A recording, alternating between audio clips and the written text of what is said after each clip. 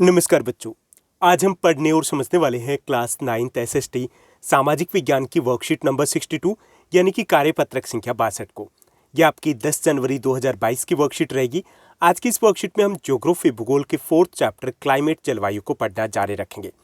आज की इस वर्कशीट में बात करेंगे हम ऋतुओं की कि भारत में कौन सी प्रमुख ऋतुएं होती है और उसमें हम शीत ऋतु के बारे में डिटेल से डिस्कस करेंगे। तो चलिए शुरुआत करते हैं हम आज की इस वर्कशीट की। ऋतुएं, सबसे पहले कि ऋतुएं क्या होती है। ऋतुएं मौसम से बनती है।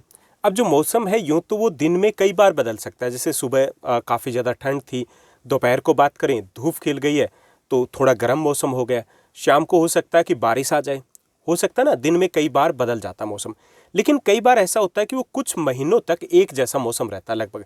जैसे अगर हम बात करें नवंबर से लेकर के फ़रवरी तक क्या रहेगा, फरवरी तक लगभग ठंडा मौसम रहेगा। ओके, टेम्परेचर कम रहेगा। उसके बाद ग्रीष्म ऋतु आ जाएगी यानी कि गर्म मौसम रहेगा। उसके बाद कुछ दिनों तक लगातार बारिश होती है, उसके बाद फिर मौसम बदल जाता है। ओके, तो इसी आधार पे हमने पूरे वर्ष को कुछ ऋतुओं में बांट लेते हैं। तो एक ऋतु से दूसरी ऋतु में मौसम की अवस्थाओं में अधिक परिवर्तन होते हैं और इन्हीं परिवर्तनों के आधार पर हम क्या करते हैं कि हम वर्ष को अलग अलग ऋतुओं में बांट लेते हैं। विशेषकर देश के आंतरिक भागों में यह परिवर्तन अधिक परिलक्षित होते हैं। जैसे अगर हम बात करें तटीय भागों की, जो हमारा कोस्टल एरिया है, अगर उसकी बात करें तो यहाँ पे इस तटीय भागों में इतने ज़्यादा मौसम में परिवर्तन नहीं आता, पूरे साल एक जैसा ही मौसम रहता है। लेकिन अगर हम इन उत्तरी भागों की, आंतरिक भागों की बात करें तो यहाँ पे मौसम में परिवर्तन दिखाई देता है। अब देखिए गर्मियाँ, जून जब आएगा कड़ाके की गर्मी होगी, उस वक्त इस वक्त हम सोच भी नहीं सकते इतनी गर्मी होगी। और जब गर्मी आएगी तो हमें लगेगा कि अच्छा सर्दी भी आती है, मतलब इतनी ज़्यादा अब सर्दी है। तो ये आंतरिक जो भाग होते हैं वहाँ पर ये परिवर्तन ज़्यादा दिखाई देते हैं हमें। भारत में मुख्य तौर पर 4 ऋतुओं को पहचाना जा सकता है। इन्हीं जो मौसम में अंतर होते हैं वर्ष भर, उनके आधार पे 4 ऋतुएं कौन सी है प्रमुख तौर पर। शीत ऋतु हो गई, कब से कब तक होती है, ये नवंबर से लेकर के लगभग मध्य फ़रवरी कह सकते हैं या फिर फरवरी के अंत तक कह सकते हैं। उसके बाद ग्रीष्म ऋतु है जो मार्च से लेकर के लगभग जून तक चलती है। और उसके बाद आ जाती है आपके मानसून के आगमन की ऋतु, जिसको आप वर्षा ऋतु कह देते हैं। ये जुलाई से शुरू हो जाती है। दक्षिण भारत की बात करें तो वहाँ जून से शुरू हो जाती है। ये जुलाई से लेकर के लगभग सितंबर तक रहती है। और उसके बाद अक्टूबर या मध्य सितंबर से अक्टूबर या मध्य नवंबर तक वो होती है शरद ऋतु, जिसे मानसून की वापसी की ऋतु कहा जाता है। तो ये 4 प्रमुख ऋतुएं हो गई, शीत ऋतु, ग्रीष्म ऋतु, मानसून के आगमन की ऋतु यानी कि वर्षा ऋतु, और मानसून के वापसी की ऋतु यानी कि शरद ऋतु। आज हम शीत ऋतु के बारे में थोड़ा सा समझेंगे कि भारत में शीत ऋतु की प्रमुख विशेषताएं क्या होती है। तो उत्तर भारत में अगर बात करें शीत ऋतु की तो ये मध्य नवंबर से प्रारंभ हो जाती है। यानी कि इसकी शुरुआत कब होती है, इसकी शुरुआत होती है मध्य नवंबर से। ओके, और ये लगभग फरवरी तक रहती है। मध्य नवंबर से आप देखते होंगे कि दीपावली के आसपास का मौसम होता है, तो उस वक्त हल्की सर्दी आनी शुरू हो जाती है। दिसंबर में स्कूलों का टाइम चेंज हो जाता है, उस वक्त तो सर्दी काफ़ी ज़्यादा आती है। स्कूलों का टाइम मतलब जो आउटर एरियाज़ है, जो सिंगल शिफ्ट के स्कूल है वहाँ पर, बाकी तो चेंज यहाँ पर नहीं होता। लेकिन अदर स्टेट्स की बात करें तो वहाँ पे स्कूलों का टाइम है वो चेंज हो जाता है। और भारत के उत्तरी भाग में दिसंबर और जनवरी सबसे ठंडे महीने होते हैं। यहाँ पे टेम्परेचर है वो 10 डिग्री सेल्सियस के आसपास रहता है या उससे नीचे भी आ जाता है। कुछ भागों में ये 0 डिग्री के आसपास भी पहुँच जाता है। उत्तरी मैदान में 10 डिग्री सेल्सियस से 15 डिग्री सेल्सियस के बीच में ये तापमान रहता है। दिन अपेक्षाकृत थोड़े गर्म होते हैं, रातें ठंडी होती है। रात की बात करें तो जैसे शाम ढलेगी उसके बाद टेम्परेचर और कम होना शुरू हो जाता है।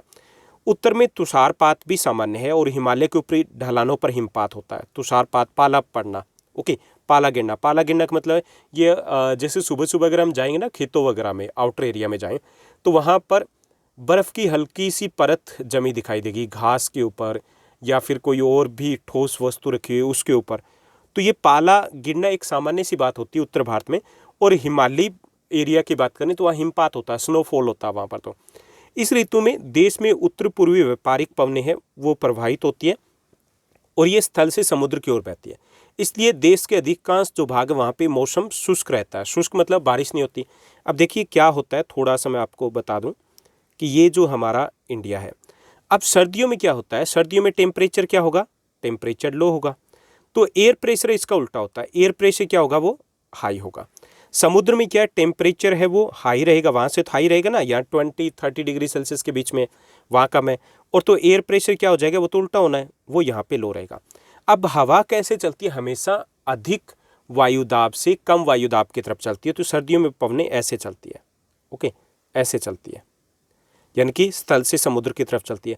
अब स्थल से समुद्र की तरफ ये पवनें आ रही है तो इनमें तो नमी होगी नहीं, नमी नहीं होगी तो ये पूरे भारत में बारिश नहीं करती, कुछ भागों में बारिश होती है। जैसे ये तमिलनाडु का ये भाग है, तो ये यहाँ से जब आती है तो बंगाल की खाड़ी से नमी ग्रहण कर लेती है और यहाँ पूर्वी घाट से टकरा करके तमिलनाडु है, आंध्र प्रदेश का कोस्ट है, वहाँ पर बारिश करती है उन तटीय इलाकों में। तो ज़्यादातर अगर देश की बात करें तो वो शुष्क रहता है, क्योंकि इस मौसम में पवनें स्थल से समुद्र की ओर बहती है।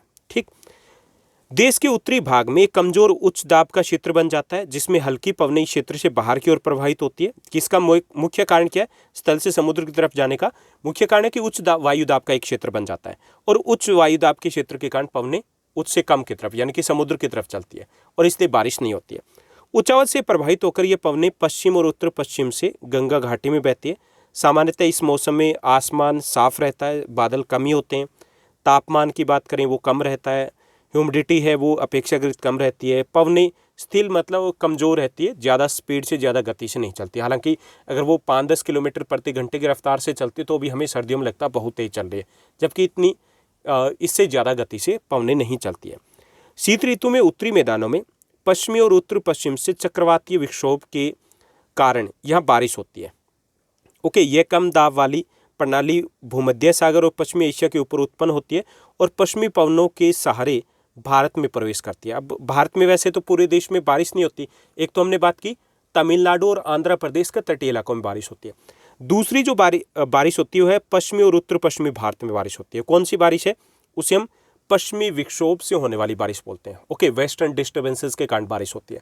अब ये वेस्टर्न डिस्टर्बेंसेस कहाँ होते हैं कि ये तूफान आते हैं, चक्रवात आते हैं भूमध्य सागर के ऊपर। जैसे मान लीजिए कि यहाँ पर अपना इंडिया है, क्लियर, यहाँ पे अपना इंडिया है, तो यहाँ पर लगभग भूमध्य सागर है, तो वहाँ से वो तूफान आते हैं, और वो जो जेट प्रवाह है, जेट है, उस जेट प्रवाह के साथ वो बह करके हमारे साथ आ जाते हैं, यानी कि उत्तर पश्चिमी भारत तक पहुँच जाते हैं। पंजाब, हरियाणा, राजस्थान, दिल्ली, पश्चिमी यूपी, यहाँ पर हल्की बारिश होती है। अभी जो कुछ दिनों से 4-5 दिनों से जो बारिश हो रही है वो बारिश यही विक्षोभ वाली बारिश है, पश्चिमी विक्षोभ के कारण होने वाली बारिश है, मानसूनी बारिश नहीं है। ओके, तो यहाँ पर कुछ भागों में ये बारिश होती है और वो पश्चिमी विक्षोभों के कारण होती है। यद्यपि शीतकाल में वर्षा है वो स्थानीय तौर पर, जिसको महावत या महावट कहा जाता है, महावत नहीं, वैसे महावट होता है सही शब्द, महावट कहा जाता है। इसकी कुल मात्रा कम होती है, इतनी ज़्यादा नहीं होती, लेकिन ये रबी की फसलों के लिए वरदान सिद्ध होती है। रबी की फसलें, जैसे राजस्थान की बात करें तो वहाँ जो चने की फसल है, सरसों की फसल है या गेहूँ की फसल है, तो उनके लिए बहुत बेहतरीन होती है कि इन्हीं 5-7 दिनों में जो बारिश हुई है, इन्हीं बारिश के कारण उसकी ग्रोथ एकदम से तेज़ी से होती है, तो उत्पादन बढ़ जाता है 20-30% के आसपास।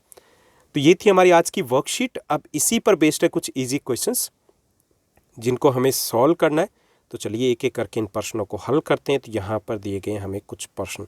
पहला हमारा क्वेश्चन दिया गया कि भारत की 4 प्रमुख ऋतुओं के नाम लिखिए, ये हमें बताना है। तो भारत की 4 प्रमुख ऋतुएं शीत ऋतु होगी, दूसरी ग्रीष्म ऋतु, तीसरी होगी मानसून के आगमन की ऋतु यानी कि वर्षा ऋतु, और चौथी ऋतु है मानसून के वापसिक ऋतु यानी कि शरद ऋतु। ओके, ये हमारा पहला क्वेश्चन हो गया। सेकंड क्वेश्चन को देखिए, दूसरा हमारा प्रश्न है कि भारत में शीत ऋतु की कोई 2 विशेषताएं बताइए, ये हमें बताना है। तो शीत ऋतु मध्य नवंबर से फरवरी तक रहती है। ओके, ये हो गया। कब से शुरुआत होती है? मध्य नवंबर से। कब तक रहती है? फरवरी तक। और इस ऋतु में सबसे ठंडे महीने दिसंबर और जनवरी होते हैं। तो 2 ही लिखने, 2 काफ़ी, अदरवाइज आप लिख सकते हो कि अधिकांश भारत में मौसम है वो शुष्क रहता है, बारिश बहुत कम होती है, तो आप एक्स्ट्रा पॉइंट्स भी ऐड कर सकते हो। उसके बाद अगला हमारा प्रश्न है कि अधिकांश भारत में शीत ऋतु में शुष्क मौसम क्यों होता है? शुष्क मौसम होता है तो क्यों होता है, ये हमें बताना है। तो इस मौसम में पानी नहीं, यहाँ पे हवा होना चाहिए। हवा स्थल से समुद्र की ओर बहती है। ओके, हवा स्थल से समुद्र की तरफ बहती है और वर्षा बहुत कम होती है, इसलिए अधिकांश भारत में शीत ऋतु में शुष्क मौसम होता है क्योंकि बारिश नहीं होती। ओके, उसके बाद चौथा हमारा प्रश्न है।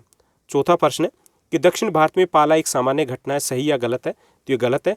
उत्तर भारत में पाला एक सामान्य घटना है जबकि दक्षिण भारत में नहीं, तो ये आपका करेक्ट आंसर हो जाएगा, गलत। उसके बाद नेक्स्ट जो हमारा क्वेश्चन रहेगा, रबी की फसल के लिए महावत या महावट का बहुत महत्व है, सही या गलत? बिल्कुल सही है, ये रबी की फसल के लिए काफ़ी ज़्यादा महत्वपूर्ण होती है। और महावट क्या होती है? शीत ऋतु में उत्तर या उत्तर पश्चिमी भारत में होने वाली हल्की बारिश को कहते हैं हम। तो ये थी हमारी आज की वर्कशीट जो काफ़ी ईजी थी। आई होप सब कुछ आपको अच्छे से समझ में आया होगा। अगर आपको ये वीडियो वर्कशीट अच्छी लगी तो इस वर्कशीट को लाइक और शेयर ज़रूर कीजिएगा। Thank you, bye bye, have a nice day.